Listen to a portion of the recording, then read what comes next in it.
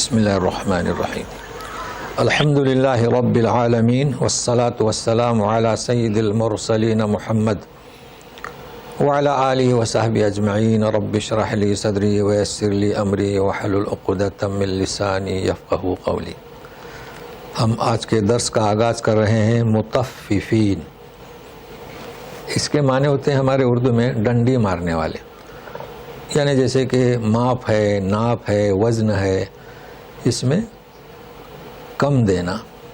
اب ایک دو چیزیں اس میں، کسی کو کم دینا اور لیتے وقت زیادہ لینا، تو اس کے لیے دو الگ الگ الفاظ قرآن نے استعمال کیے ہیں۔ تو کم دینا منع ہے تو زیادہ لینا بھی منع ہے نا، تو ساتھ میں رہیے۔ اعوذ باللہ من الشیطان الرجیم، بسم اللہ الرحمن الرحیم، ویل للمطففین الذین اذا اکتالوا علی الناس یستوفون وَإِذَا كَالُوهُمْ أَوْ وَزَنُوهُمْ يُخْسِرُونَ۔ ویل یعنی کیا؟ ہلاکت ہے، تباہی ہے ڈنڈی مارنے والوں کے لیے۔ اب ویل ایک تو جہنم میں وادی ہے، اس کا بھی نام ہے، لیکن یہ ہلاکت، تباہی، خرابی۔ اب یہ ڈنڈی مارنے والوں کی وضاحت ہے، الذین، جو لوگ اکتالوا علی الناس۔ تو اکتالو میں تا ہے نا، اور ہم اکثر نشاندہی کرتے ہیں کہ تا ہو، سین ہو، تا ہو، تو ناپ کر، ماپ کر، تول کر لینا۔ یعنی جب باہر سے مال آتا تھا تو ان سے خریدتے تھے، تو یہ کیا کرتے تھے؟ یستوفون، وفا سے، اور اس میں سین تا، پوری وفا یعنی کہ پورا لیتے تھے۔ اچھا، اب جب دینے کی بات آئی تو دوسرے وزن بھی رکھے تھے۔ جب وہ بیچ رہے ہیں، اب وہ مال غلہ خریدے، اب بیچنا ہے تو دوسرے میزان رکھے تھے۔ تو دیکھیے، وَإِذَا كَالُوهُمْ یعنی کیا؟ لوگ، الناس کی طرف ضمیر جائے گی۔ اب جو لوگوں کو وزن کر کے، او وزنوہم یعنی کالو یعنی ماپ کر، یا وزن یخسرون تو کم کرتے تھے۔ اب یہ ان کی چالاکی تھی، جیسے آج کل چالاکی ہے۔ دیکھیے، پہلے تو ہاتھ ہوتا تھا گز کے لیے، اب وہ جو ڈنڈی رہتی ہے نا تو کھینچ لیتے ہیں، تاننا جسے کہتے ہیں۔ حالانکہ کتنا کھینچتے ہیں، ایسا کھینچیں گے تو ایک پورے کے برابر کم جائے گا اسے کپڑا۔ تو یہ عادت پہلے سے تھی لوگوں میں، اور اب بھی ہے۔ اور لیکن یہاں ہم نے دیکھا ہے کہ الحمدللہ اللہ کا خوف کرتے ہیں، ہمیشہ زیادہ ہی دیتے ہیں۔ آپ خریدے 2 میٹر 3 میٹر تو کھینچنے کے بعد، کھینچتے نہیں بلکہ تھوڑا زیادہ دیتے ہیں حد سے، اور پھل فروٹ میں بھی ایک اوپر زیادہ رکھ دیتے ہیں۔ تو یہ بس اللہ کا شکر ہے، یہاں کے لوگوں میں خوف ہے، خدا ہے۔ اب یہ عیب ان میں تھے، ظاہر ہے کہ غریبوں کا نقصان ہوتا ہے، لوگ جانتے نہیں، چالاکی سے یہ کام کر دیا جائے، لوگ سمجھتے ہیں کہ برابر وزن ہو رہا ہے۔ تو ماپ، ناپ، تول، یہ چیزیں اس کے لیے استعمال ہوتی ہیں اور سب جانتے ہیں۔ الا یظن اولئک انہم مبعوثون لیوم عظیم یوم یقوم الناس لرب العالمین۔ یہ آیتیں مربوط ہیں ایک ساتھ۔ الا، کیا انہیں پتہ نہیں؟ کیا ان کو یہ انہیں خیال نہیں، انہیں یاد نہیں، وہ سمجھتے نہیں کہ یہ لوگ اٹھائے جائیں گے؟ بس ڈنڈی مار رہے ہیں، اور کس دن کے لیے؟ لیوم عظیم، بڑا دن۔ اس کی شرح آگے ہے، یہ کون سا دن ہم بھی پڑھ چکے ہیں، یومن عبوسن، سخت دن ہے نا، کئی الفاظ اس کے لیے آئے ہیں، بڑا دن، ہولناکی کا دن۔ مگر خود فرماتے ہیں اللہ تعالیٰ، جس دن لوگ عالمین سارے جہاں کے رب کے سامنے کھڑے ہوں گے۔ تو وہ کون سا دن؟ قیامت کا، یومن عبوس، ہولناکی کا دن۔ مگر یہاں دیکھیے، یقوم الناس، اور اس کے پہلے بھی ہم بیان کر چکے ہیں کہ قیامت جو مرکزی ہے وہ یہ ہے کہ اللہ تبارک تعالیٰ کے سامنے کھڑے ہوں۔ کسی نے ترجمہ کیا ہے، کسی نے کیا ہے کہ اللہ کے حضور کھڑے ہوں، کسی نے کیا ہے کہ اللہ کے روبرو۔ ایک ہی مطلب ہے، تینوں ترجمے صحیح ہیں، لیکن مفہوم کیا؟ یہ مرکزی معنی ہے. اب رہا سوال پہلا سور قبر سے اٹھنا، یہ اس کے لوازمات ہیں، لیکن اصل یہ یقوم کھڑے ہوں گے. اب اس میں آپ کو کیا سمجھنا ہے؟ کیا مطلب روبرو؟ کیا اللہ کو دیکھیں گے؟ نہیں. حساب کے لیے کفار بھی ہوں گے، تو حساب کیسے ہوگا؟ فرشتوں کے ذریعے لیا جائے گا، لیکن اس کا مطلب کیا ہے کہ اللہ کے حضور ہم وہاں پہنچ گئے. مگر وہ چیز نہیں، یہ نہ سمجھے کہ وہاں دیدار ہو رہا ہے. دیدار وہ تو کس کے ساتھ خاص ہے؟ مومن کے ساتھ، اور یہ جنت میں جانے کے بعد. تو اس کے معنی یہاں نوٹ کر لیں. کھڑے ہوں گے مطلب اللہ کو دیکھیں گے نہیں، صرف حساب کتاب دینا ہے.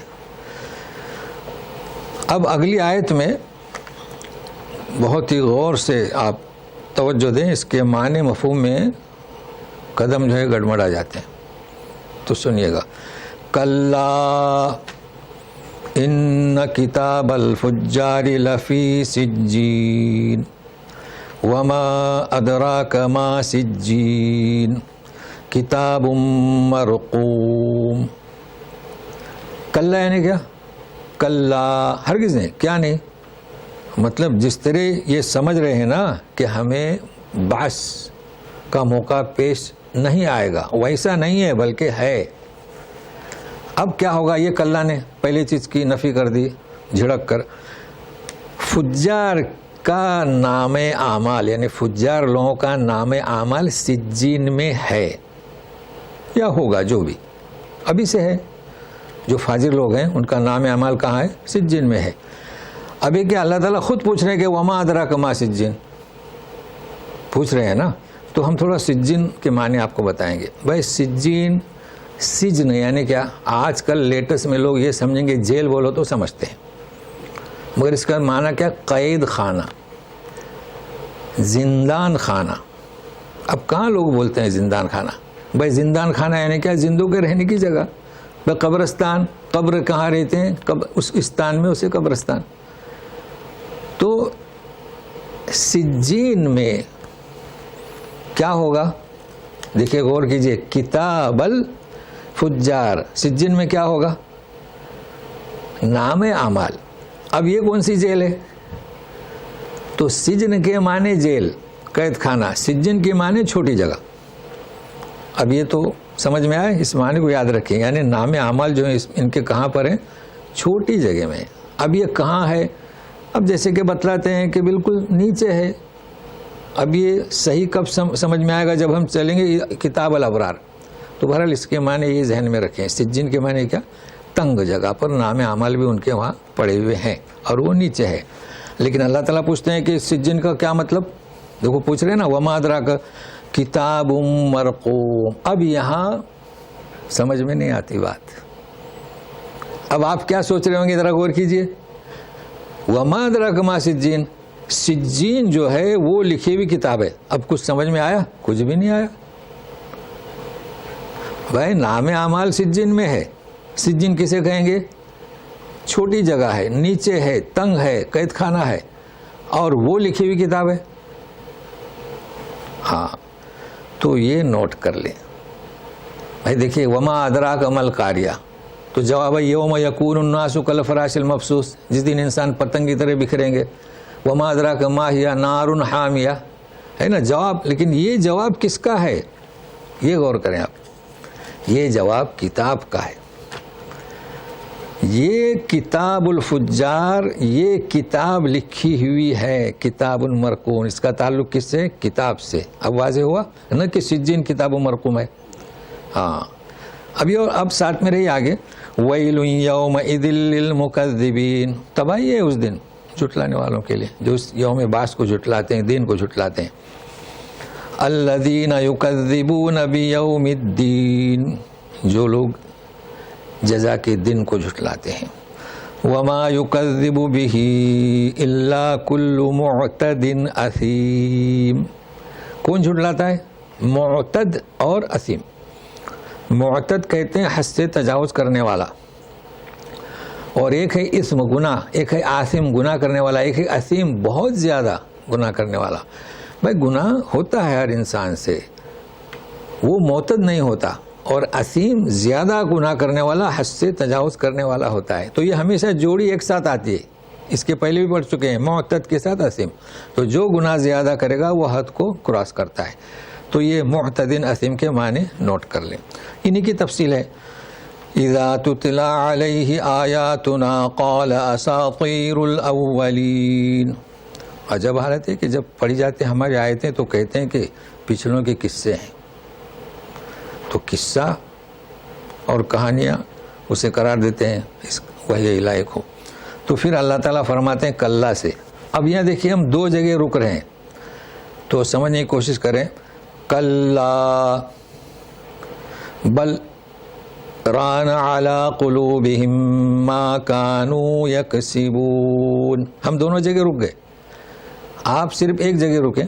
جیسے کہ دیکھیے کلّا بل ران علی قلوبہم ما کانوا یکسبون. لیکن دونوں کے رکنے میں فرق ہے. ہم کلّا پر جو رکے ہیں وقفہ کر دیا. وقفہ کسے کہیں گے؟ آواز بند, سانس توڑ دیا. لیکن بل پر جو ہم رک رہے ہیں ہم سانس نہیں توڑ رہے ہیں.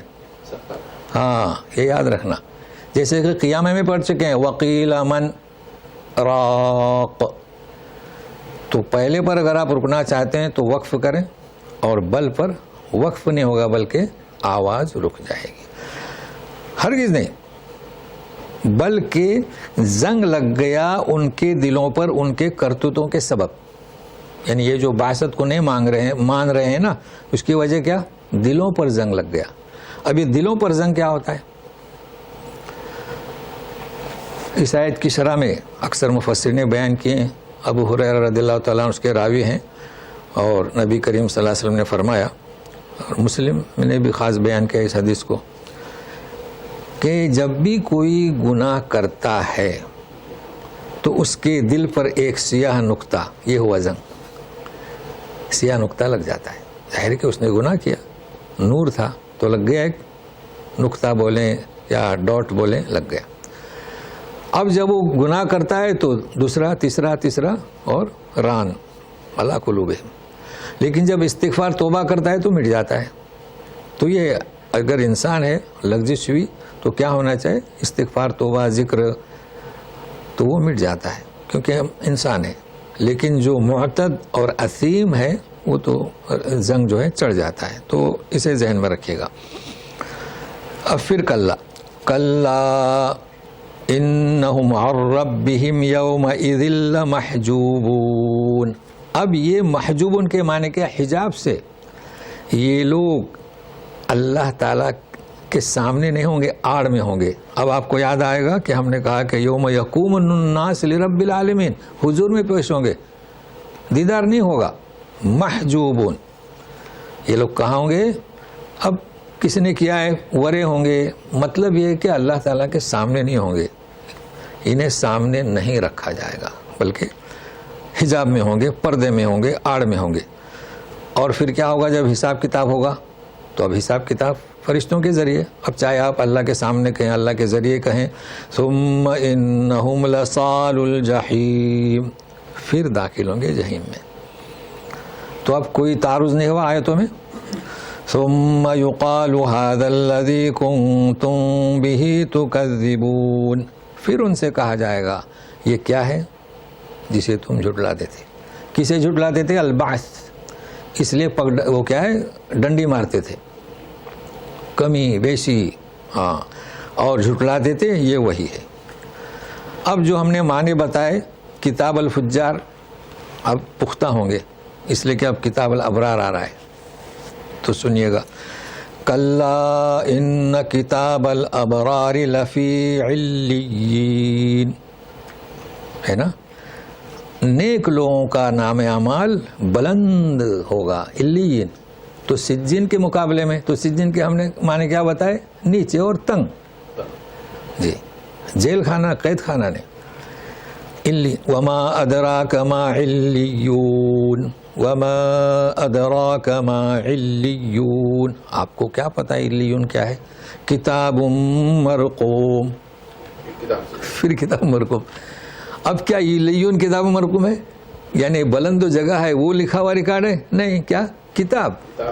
ہاں, اب آپ کو ترجمے میں بڑی دشواری پیش آئے گی، چونکہ ترجمے بعض دفعے ماشاءاللہ بہت اچھے ترجمے ہوئے ہیں، یہ کلام کا معجزہ ہے، لیکن بعض دفعے وہ، اس لیے میں نے یہ ماسٹر کا ترجمہ آپ کو بتلایا، اسے یاد رکھیں کہ یہ اکثر اسے وما ادراک پھر اسی کا جواب آتا ہے، یہاں پر جواب کس کا؟ کتاب کا ہے۔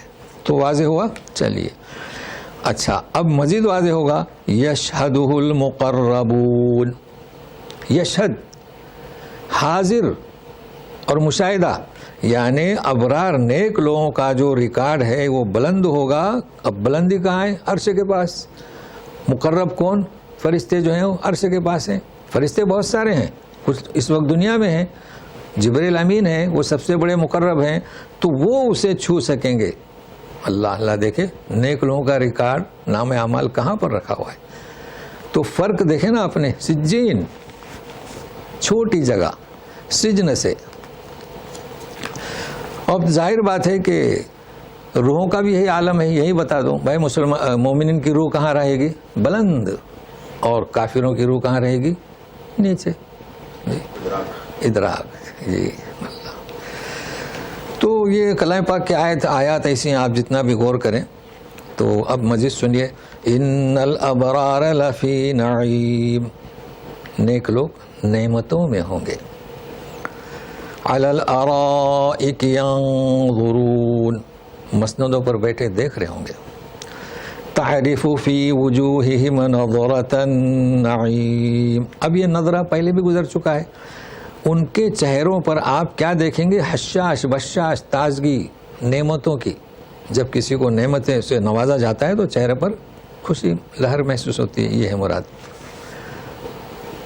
یسقون من رحیق مختوم، پلائے جائیں گے، ساقی پلانے والا تو انہیں پلایا جائے گا رحیق، ایک مشروب ہے خاص، اور اس پہ مہر ہے، مہر لگی ہوئی ہے، مہر مختوم۔ لیکن مہر کیسی ہے؟ ختامہ مسک، ہمارے یہاں کہتے ہیں اردو میں مشک، یہ عربی لفظ ہے، تھوڑا سا ہیر پیر کر دو، مسک اور مشک، یعنی وہ رحیق شراب مشروب ہے اور اس پر مہر مشک کی۔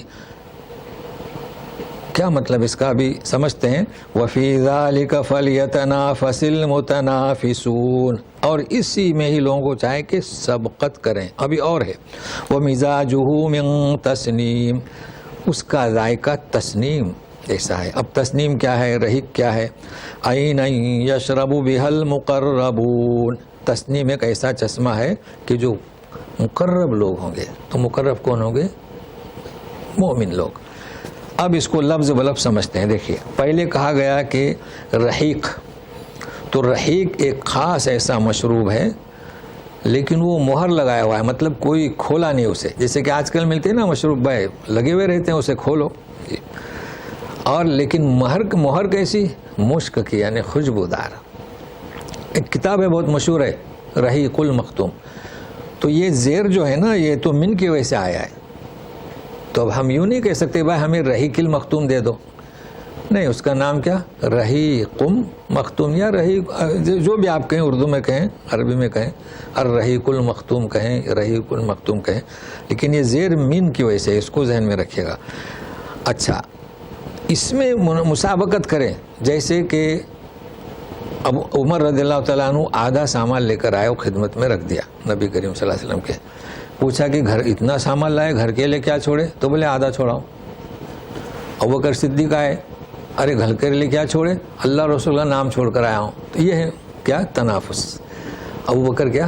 آگے نکل گئے۔ حضرت عمر بولے کہ میں اس شخص سے آگے نہیں بڑھ سکتا۔ تو یہ ہے تنافس۔ تو اللہ تعالیٰ ہمیں یہ سعادت دے کہ ہم اس مشروب کے مستحق ہو جائیں، وہ ہمیں قرار دے، کوتاہوں کو معاف کر دے۔ اب مضمون جو ہے، جنہوں نے جرم کی روش اختیار کر رکھی ہے، سنیے گا۔ ان الذین نہیں، ابھی تسنیم کے معنی رہ گئے جی۔ اچھا، مزاج اس کا ذائقہ تسنیم۔